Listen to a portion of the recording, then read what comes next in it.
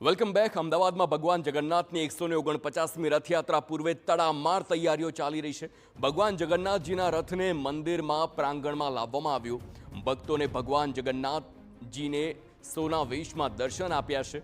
રથયાત્રાની શોભા વધારતા ગજરાજોને તેમનું પૂજન કરવામાં આવ્યું. ભગવાન જગન્નાથજીના ત્રણેય રથનું મંદિર પરિસરમાં આગમન થઈ ચૂક્યું છે અને આ સીધા દ્રશ્યો એ ગજરાજોનું કે જે પૂજન થઈ રહ્યું છે અને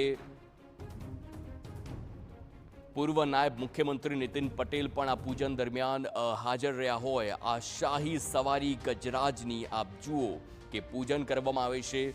શેરડીનો ભોગ તેમને ધરાવવામાં આવે છે અને આવતીકાલે આ 18 એક ગજરાજ કે જે નગરચર્યાએ નીકળશે ભગવાન જગન્નાથની સાથે.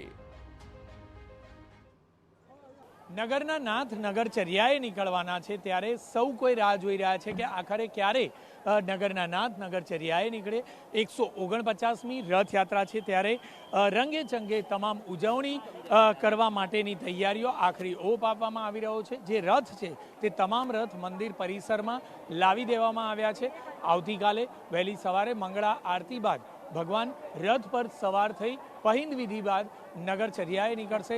મહત્વની બાબત છે કે લાખોની જનમેદની ઉમટી પડતી હોય છે. લાખો ભક્તો રાહ જોતા હોય છે કારણ કે વર્ષ દરમિયાન માત્ર આ એક જ એવો અષાઢી બીજનો દિવસ છે કે જ્યારે ભગવાન નગરચર્યાએ નીકળતા હોય અને ઘરે બેઠા ભક્તોને દર્શનનો લાવો આપતા હોય છે. મહત્વની બાબત છે કે આખરે વર્ષ દરમિયાન જે તમામ તૈયારીઓ છે તે તમામ તૈયારીઓ કરવામાં આવતી હોય છે. તે તૈયારીઓ પૂર્ણ થઈ જતી હોય છે અને નગરના નાથ નગરચર્યાએ નીકળી અને નગરજનોની ખબર અંતર પૂછતા હોય તે પ્રકારનો એક ભાવ નગરજનોમાં પણ જોવા મળતો હોય છે અને આ જ ભાવ સાથે લાખો લોકો નગરના નાથના દર્શન કરવા માટે ઉમટી પડે છે.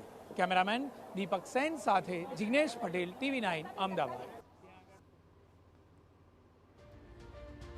તો આપ જુઓ કેવી રીતે આ શાસ્ત્રોક્ત મંત્રોચ્ચાર સાથે ગજરાજની વિધિ છે અને એમને બસ ગણતરીની ઘડીઓ ગણાઈ રહી છે કે આવતીકાલની સવાર થાય, મંગળા આરતી ભગવાનની થાય, ત્યારબાદ ભગવાનને રથમાં બિરાજમાન કરવામાં આવે અને શાહી સવારી નીકળે કે જે અમદાવાદ નગરની ચર્યા થયા બાદ આ રથયાત્રાને પરિપૂર્ણ કરવામાં આવે.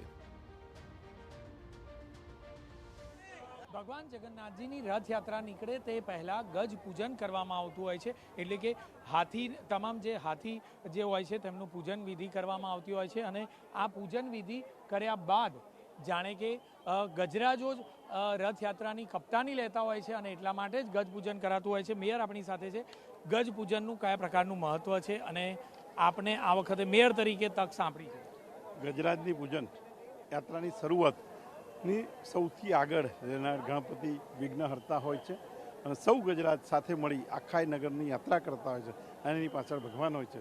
સૌ ગજરાજના દર્શન કર્યા પછી જ રથયાત્રાના દર્શનનો મોકો મળતો છે. જે માનવ મેદની હોય છે એ માનવ મેદનીની સાથે જ્યારે હજારો ભક્તોજનો આ રથયાત્રામાં જોડાતા હોય છે અને સૌનું રક્ષણ અને નગરનું રક્ષણ થાય એ માટે ગજરાજની પૂજન થતું હોય છે. અને ગજરાજ જે રીતે પોતાની ભૂમિકા નિભાવે છે, જે રીતે ગજરાજ અમદાવાદ શહેરની સલામતી અને સમૃદ્ધિનું એક પ્રતીક છે, ગણપતિ વિઘ્નહર્તા, એ રીતે વિઘ્નહર્તા આ જગન્નાથ યાત્રાને સંપૂર્ણ સુખ શાંતિમય ભગવાનની યાત્રા થાય એ જ પ્રાર્થના હોય છે. સૌ નગરજનોને આ લાભ મળે અને નગરની અંદર રહેતા સૌ સર્વધર્મી જનતાને મારી અપીલ છે કે ભગવાન જગન્નાથની યાત્રાનો સૌ સાથે મળીને લાભ લઈએ અને દર્શનનો લાભ મળે છે.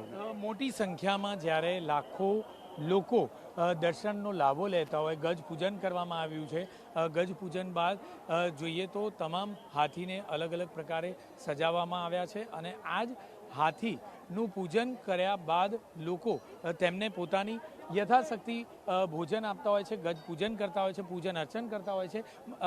કયા પ્રકારનું મહત્વ રહેલું છે ગજ પૂજનનું? ગજ પૂજનમાં એટલે આપણા હિન્દુ ધર્મ અનુસાર આપણે કોઈ પણ સારા કાર્ય કરીએ તો શાસ્ત્રોમાં એવું વર્ણન છે કે ગજાનન ગણપતિ મહારાજનું આહવાન પહેલાં કરવામાં આવે છે. એના ભાગરૂપે કાલ આપણે ભગવાન જગન્નાથજી, બેન સુભદ્રાજી અને દાઉજી ભગવાન રથમાં વિરાજમાન થઈને અમદાવાદ શહેરની કર્ણાવતીની જનતાને આશીર્વાદ આપવા નીકળવાના છે. એના પહેલાં ભગવાન ગજાનન ગણપતિ મહારાજની પૂજન કરીને એમનું આહવાન કરીને એમને પ્રાર્થના કરવામાં આવે છે. જગન્નાથ ભગવાનને પ્રાર્થના કરવામાં આવે છે કે જે લાખો લોકો ભગવાનના દર્શન કરવા માટે અહીંયા ઉપસ્થિત થાય છે, જે જોડાય છે, એ લોકો નિર્વિઘ્ન ભગવાનના દર્શન કરે, શાંતિપૂર્વક દર્શન કરે, નિર્વિઘ્ન આપણી યાત્રા પૂર્ણ થાય અને આપણા લોકોની શોભા હિન્દુ સનાતન ધર્મની વધે. ટૂંકમાં કહીએ તો ગજ પૂજન કર્યા બાદ જાણે કે રથયાત્રાની શરૂઆત થઈ ચૂકી હોય તે પ્રકારનો એક માહોલ જોવા મળતો હોય છે અને નિર્વિઘ્નપણે આ યાત્રા પૂર્ણ થાય, સંપન્ન થાય તે પ્રકારની પ્રાર્થના ગણેશ સ્વરૂપમાં હાથીને કરાતી હોય છે. કેમેરામેન દીપક સેન સાથે જિગ્નેશ પટેલ, TV9 અમદાવાદ.